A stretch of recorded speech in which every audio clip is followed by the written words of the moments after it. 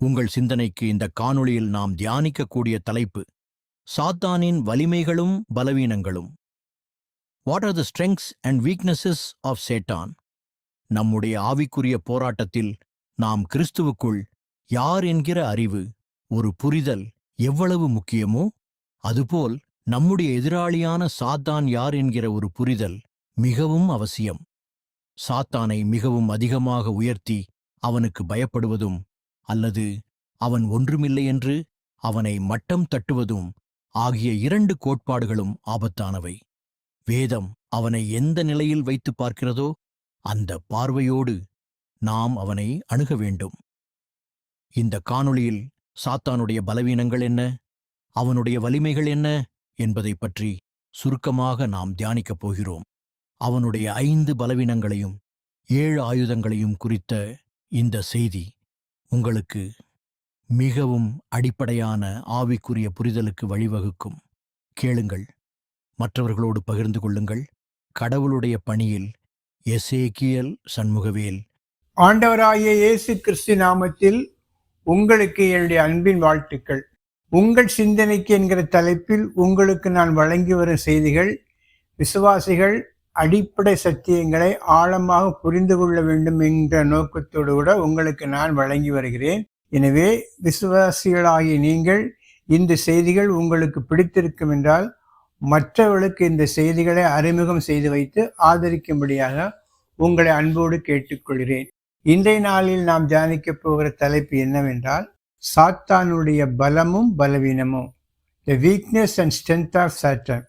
நம்முடைய ஆவிக்குரிய வாழ்க்கையில் நாம் யார் என்கிற சத்தியம் எவ்வளவு முக்கியமோ, நாம் எப்படிப்பட்டவர்கள் என்கிற சத்தியம் என்கிற புரிதல் எவ்வளவு அவசியமோ, அதை போல் நம்முடைய எதிராளியான சாத்தான் யார் என்றும் அவனுடைய பலம் பலவீனம் என்ன என்பதையும் நாம் அறிந்து கொண்டு புரிந்து கொண்டு அதற்கேற்றபடி நம்முடைய வாழ்க்கையை அமைத்து கொண்டால் அந்த ஆவிக்குரிய வாழ்க்கை மிகவும் பயனுள்ளதாக இருக்கும். சாத்தானை குறித்து ஓவரா எஸ்டிமேட் பண்ணி வைப்பதும் அதே வழியில் அவன் ஒன்றுமில்லை என்று மட்டம் தட்டுவதும் இரண்டுமே வேதத்தின் பார்வையில் சரியில்லை.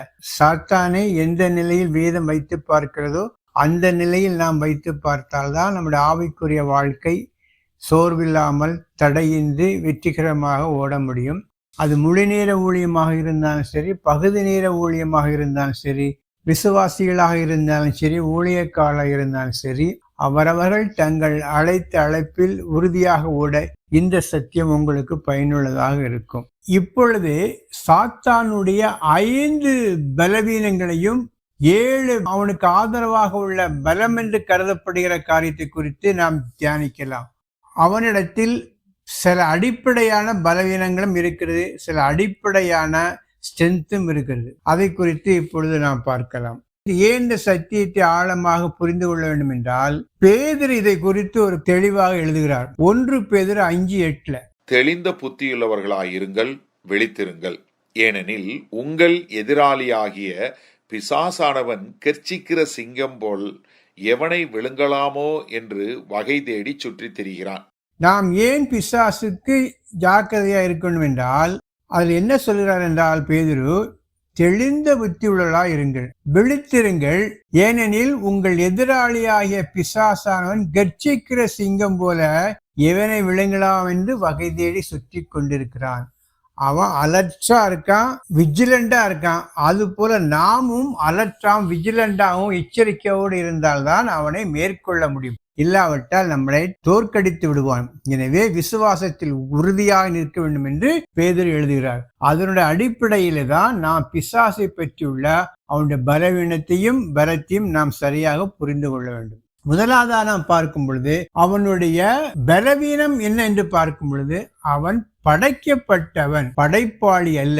அவன் ஆரம்பம் முதலே படைக்கப்பட்டவனாகத்தான் இருக்கிறான். எனவே அவனுக்கு படைப்பாளிக்கு உரிய எந்த சலுகையும் எந்த கனத்தையும் நாம் கொடுத்து விட முடியாது. அதுதான் அவனுடைய மிகப்பெரிய வீக்னஸ். நாம் ஆராதிக்கிற கடவுள் வானத்தையும் பூமியையும் படைத்த உருவாக்கிய கடவுள். பிசாசானவன் அவன் அப்படி இல்லை. அவன் வஞ்சிக்கப்பட்டு மேலிருந்து விண்ணகத்திலிருந்து கீழே தள்ளப்பட்டவன். இது அவனுடைய முதல் பலவீனம். அடுத்ததாக விசுவாசிகள் எதிர்த்து நின்றால் அவன் ஓடி விடுவான். இதை நாம் புரிந்து கொள்ள வேண்டும். எப்பொழுதுமே விசுவாசிகள் ஒரு ரெசிஸ்டிங் பவரோட நிக்கணும். யாக்கோபு 4:7 பார்க்கும் பொழுது, ஆகையால் தேவனுக்கு கீழ்ப்படிந்திருங்கள், பிசாசுக்கு எதிர்த்து நில்லுங்கள், அப்பொழுது அவன் உங்களை விட்டு ஓடி போவான். பிசாசுக்கு எதிர்த்து நில்லுங்கள், அப்பொழுது அவன் உங்களை விட்டு விலகி போவான், ஓடி விடுவான். போர்க்களத்துல ரெசிஸ்டிங் பவரோட இருக்கணும்.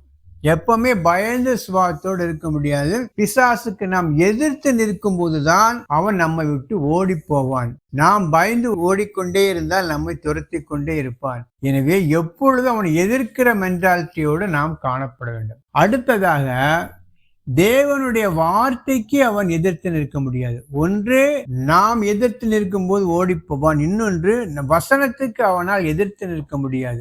ஆண்டவராய் இயேசு கிறிஸ்து வனாந்தரத்தில் பிசாசால் சோதிக்கப்பட்ட பொழுது 3 சோதனைகளையும் அவர் வசனத்தை கொண்டுதான் அவனை ஜெயித்தார். இப்படி எழுதியிருக்கிறதே, இப்படியும் எழுதியிருக்கிறது என்று சொல்லி வசனத்தை கொண்டே அவனை ஜெயித்தார். விசுவாசிகள் மாமிச பலத்தில் எதிர்த்து நிற்க முடியாது. வசனமாகிய இந்த வாளை கொண்டுதான் பிசாசோடு போராட முடியும். அதற்கு வசனங்கள் நம் உள்ளத்தில் ஆழமாக பதிந்திருக்க வேண்டும். எந்த ஒரு பிரச்சனை இருந்தாலும், எந்த ஒரு காரியமாக இருந்தாலும், இதற்கு வேதம் என்ன சொல்கிறது என்பதை அறிந்து கொண்டு அதனுடைய அடிப்படையில் பிசாசுக்கு பதில் கொடுக்க வேண்டும். இல்லாவிட்டால் அவன் நம்மளை வஞ்சித்து விடுவான். அவனுக்கும் வசனம் தெரியும். அதனால்தான் இப்படியும் எழுதியிருக்கிறது என்று சொல்லக்கூடிய அளவுக்கு நாம் வசனத்தில் வளர வேண்டும். எனவே அவன் வெறும் மாமிச பலத்தில் விசுவாசிகள் எதிர்த்து நின்றால் ஓடி போக மாட்டான். வசனத்தை கொண்டு நாம் அவனை எதிர்க்கும் பொழுது அவன் நம்மை விட்டு ஓடி போவான். இது 2 முதல்ல அவன் படைப்பாளி, எதிர்த்து நிற்க வேண்டும். வசனத்தை கொண்டு எதிர்த்து நிற்க வேண்டும். அடுத்தபடியாக நாம் பார்க்கும் பொழுது சாத்தான் ஆரம்ப முதலில் தோற்கடிக்கப்பட்ட நிலையில் இருந்துதான் நம்மளை சந்திக்கிறான். முதலில் கடவுள் இந்த உலகத்தை படைத்து ஆதாம் ஏவாளை உருவாக்கின பொழுது சாத்தான் சர்ப்பத்தின் மூலமாக பேசினான். அப்பொழுதே அவன் தோற்கடிக்கப்பட்ட நிலையில் இருந்தால் பேசினான். ஏனென்றால் ஆண்டவராய் இயேசு கிறிஸ்து மத்தேயு எழுதின நற்செய்தி நூலில் 25வது அதிகாரம் 41வது வசனத்தில் ஒரு மிகப்பெரிய உண்மையை சொல்கிறார். என்னவென்றால், இந்த நரகம் இருக்குல்ல, அந்த அக்கினி கடல், அது யாருக்காக உருவாக்கப்பட்டது என்றால் பிசாசுக்காகவும் அவனுடைய தூதர்களுக்காகவும் ஆயத்தம் பண்ணப்பட்ட அக்கினி கடல். வெரி பிகினிங்ல இருந்து இந்த உலகத்தில் அவன் எப்படி தோற்கடிக்கப்பட்டவனாகத்தான் நம் முன்பாக தோன்றுகிறான். நாம் ஜெயங்கொள்ளுவர்களாக அழைக்கப்பட்டிருக்கிறோம். ஆண்டவர் இரத்தத்தால் மீட்டெடுக்கப்பட்டு அபிஷேகம் பண்ணப்பட்டு ஜெயமாக வாழ அழைக்கப்பட்டிருக்கிறோம். ஆனால் அவனுடைய நிலை அப்படி இல்லை. அதற்கு பிறகு ஆண்டவராய் இயேசு கிறிஸ்து உலகத்தில் கல்வாரியில் நமக்காக எல்லாவற்றையும் கிரயமாக செலுத்தி ரட்சிப்பை கொடுத்த பொழுது சாத்தானுக்கு நம்மேல் குற்றம் சுமத்துவோர் அதிகாரத்தை சிலுவையில் பிடுங்கிவிட்டார். இதைத்தான் கொலோசியர் 2:15 பார்க்கலாம். அவனுடைய அதிகாரங்கள் எல்லாம் பிடுங்கப்பட்டுள்ளது. எந்த அதிகாரம்? நம்மேல் குற்றம் சுமத்துகிற அந்த அதிகாரம். ஆனால் சாத்தானுக்கு நம்மேல் எந்த அதிகாரமும் கிடையாது. நீ கெட்டவன் என்று சொல்லி நம்மளை குற்றம் சுமத்துகிற அந்த அதிகாரமும் கிடையாது. எனவே அவனுடைய ஸ்டாண்டே ஒரு தோற்கடிக்கப்பட்ட நிலையில இருப்பதனாலே நம்மேல் அவன் ஆதிக்கம் செலுத்த எந்த வகையிலும் அவனுக்கு வழி கிடையாது. இதை நாம் புரிந்து கொள்ள வேண்டும். இஸ் எ டிஃபீட்டட் ஃபோ. நாம் அப்படி இல்லை, ஜெயங்கொள்ளும்படியாக அழைக்கப்பட்டிருக்கிறோம்.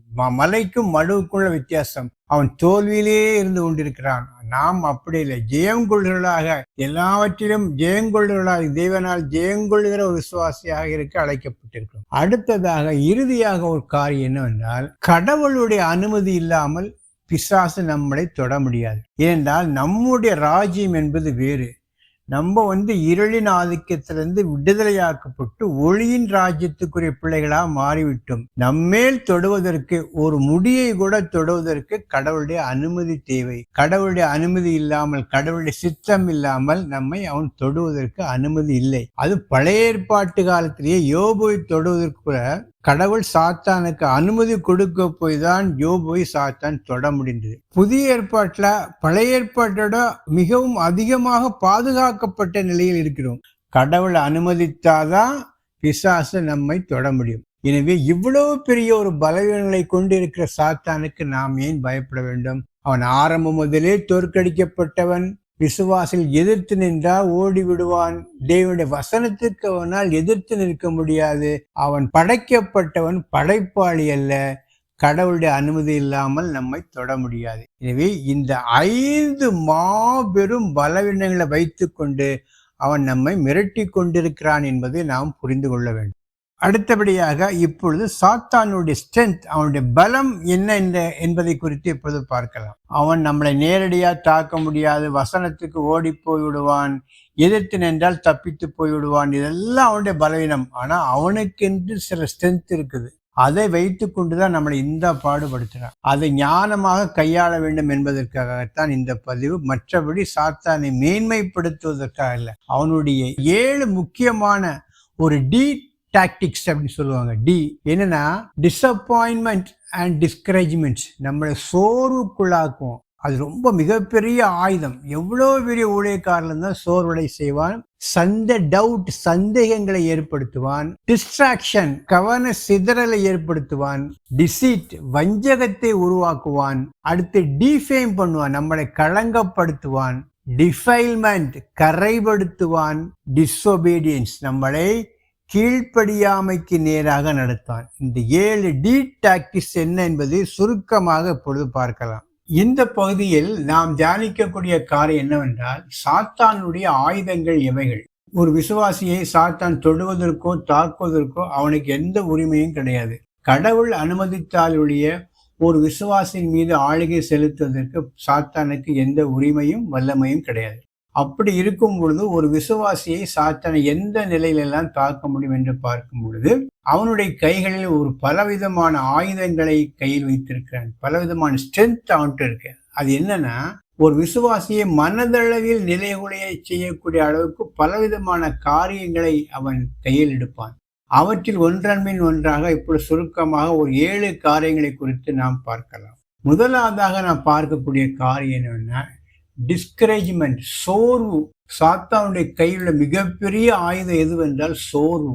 எவ்வளவு பெரிய ஊழியக்காரராக இருந்தாலும், கர்த்தருக்குள் எவ்வளவு திடமாக இருந்தாலும், சோர்வு என்கிற மிகப்பெரிய ஆயுதத்தை கொடுத்து சாத்தான் எளிதில் எவரையும் வீழ்த்தி விட முடியும். சோர்வுக்கு தப்பிக்காத ஊழியக்காரர்களே கிடையாது.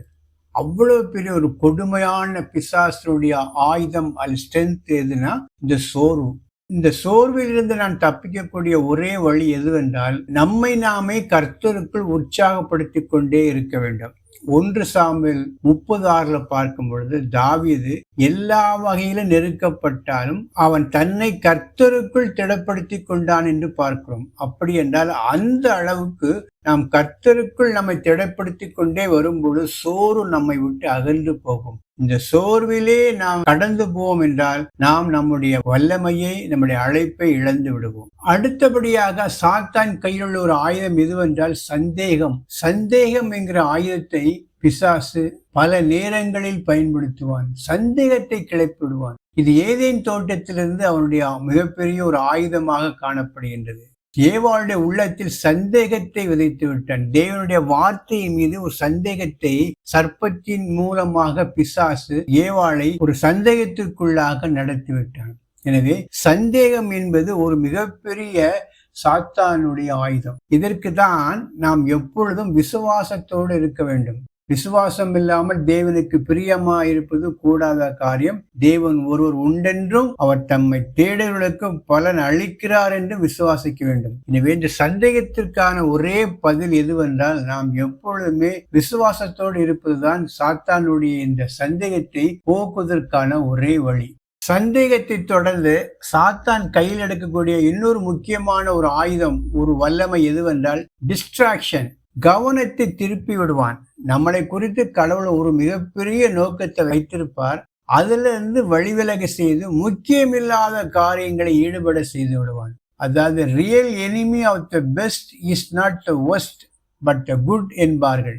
தேவனுடைய பரிபூர்ண சித்தத்தை விட்டு விலக்கி அனுமதிக்கப்பட்ட சித்தத்தை செய்யும்படியான ஒரு சூழ்நிலை ஏற்படுத்தி விடுவான். எனவே இதில் நாம் ஜாக்கிரதையா இருக்க வேண்டும். நம்மை குறித்துள்ள தேவனுடைய திட்டம், பரிபூர்ண சித்த பெர்ஃபெக்ட் வில் என்ன என்பதை முதலில் நாம் தெரிந்து கொள்ள வேண்டும். அதற்காக நாம் போராட வேண்டும். எந்த நோக்கத்திற்காக நம்ம ஒரிஜினலா கடவுள் அழைத்தாரோ அந்த ஓட்டத்தை நிலையா ஓட நமக்கு கிருபை தர வேண்டும், முயற்சிக்க வேண்டும். அதிக முக்கியத்துவம் இல்லாத காரியங்கள், கவர்ச்சிகரமாக இருந்தாலும், இம்மிடியேட்டா பெனிஃபிட் கிடைக்கக்கூடிய காரியமா இருந்தாலும் அதுல நாம் ஈடுபட்டு நம்முடைய முக்கியமான அழைப்பை, பிரைமரி காலிங்கை இழந்து விடக்கூடாது. அந்த பிரைமரி காலிங்ல இம்மிடியேட்டான பலன் கிடைக்காது, கவர்ச்சி கிடைக்காது, புகழ் கிடைக்காது. ஆனால் பரலோகத்தில் அதற்கான பலன் ஜாஸ்தியா இருக்கும். எனவே இந்த டிஸ்ட்ராக்ஷன் என்பதும் பிசாசனுடைய ஒரு முக்கியமான ஆயுதம். அடுத்தபடியாக பிசாசு கையுள்ள ஒரு முக்கியமான ஆயுதம் எது என்றால் டிஃபேம் பண்ணி விடுவான், நம்மளை களங்கப்படுத்தி விடுவான். எவ்வளவு பெரிய ஊழியக்காரராக இருந்தாலும், விசுவாசியாக இருந்தாலும், பக்தியாக வாழ்ந்தாலும் மற்றொரு விசுவாசியை கொண்டே நம்மளை களங்கப்படுத்தி விடுவான். அவன் அப்படிதான், இவள் இப்படிதான் என்று சொல்லி நம்மளை களங்கப்படுத்துகிற வேளையில் பிசாசு ரொம்ப தீவிரமாக ஈடுபடுவான். இது ஒரு மிகப்பெரிய ஒரு ஆயுதம்.